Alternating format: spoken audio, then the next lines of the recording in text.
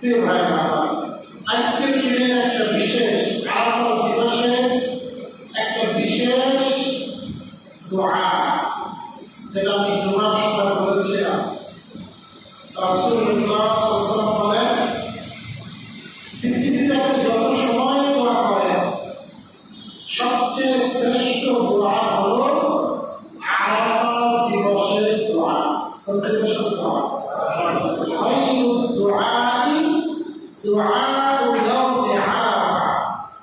শ্রেষ্ঠ দোয়া আরাফাত দিবসের দোয়া। আমরা কিছু সময় পাবো দোয়ার জন্য। খায়রু মা কুনতু আনা ওয়ান নাবিয়্যুনা মিন ক্বাবলি।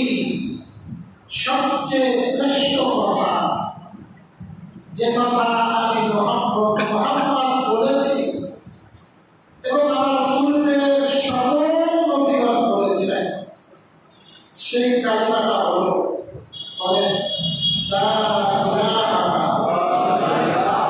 ইল্লাল্লাহু ওয়াহদাহু লা শারীকা লাহু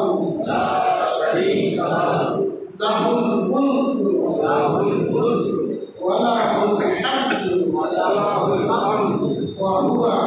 হুয়া আলা কুল্লি শাইইন কাদির।